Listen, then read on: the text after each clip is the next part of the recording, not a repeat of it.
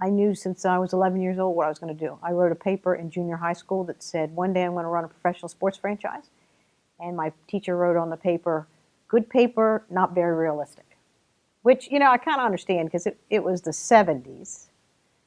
And women didn't even think of those kind of roles. But I knew exactly what I was going to do.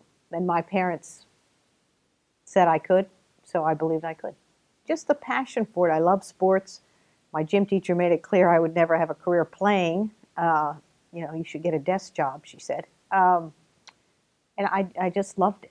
And it didn't seem to me that it wasn't possible. I had two mentors in my lifetime. One was Wes Unseld, who was a basketball player, one of the great basketball players, and Katharine Graham, who ran the Washington Post. Both filled different roles for me. But Wes Unseld said to me, it is a minority's job to open the door for other minorities. And so I feel that's, if I have a special niche here, it's to make sure that the women have an opportunity and have an understanding of what it takes to be successful in sports.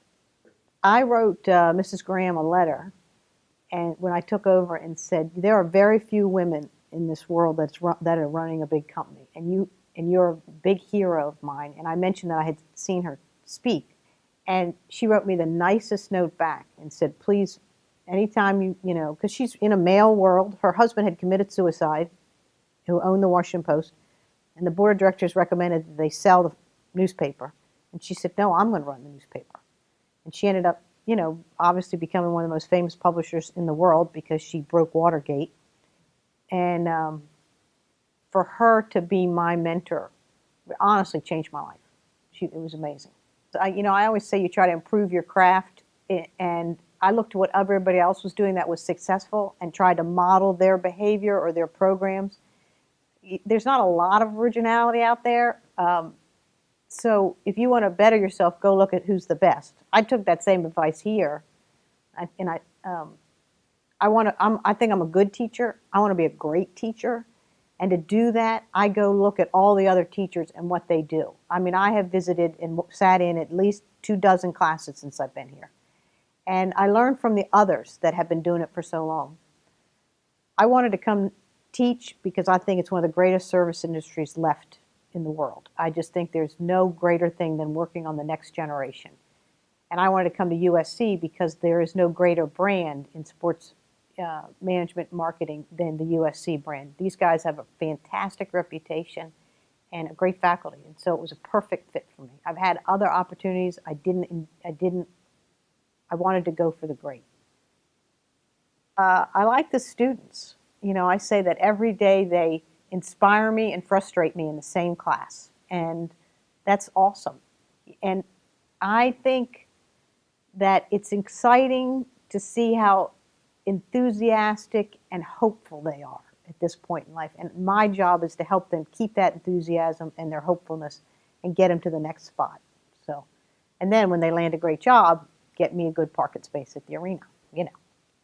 What you say in the classroom doesn't stay in the classroom. I'll meet a parent, he'll say, oh, my daughter told me the story about such and such.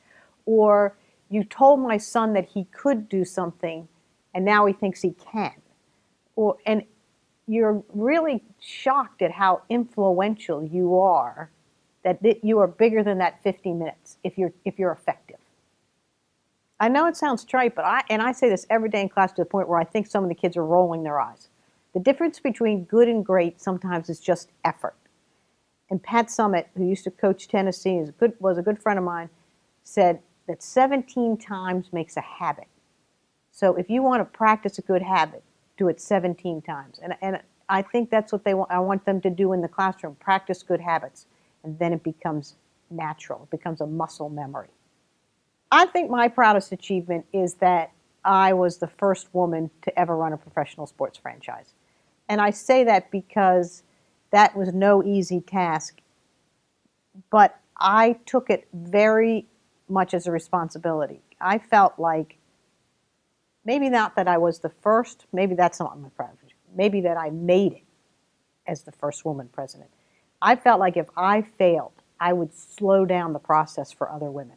That they'd be like, oh, it didn't work with that chick in Washington. We told you women couldn't be involved in sports. So it was something I carried with me and I took really seriously. So to have had not just been the first woman, but to be somewhat successful at it, that's my proudest achievement.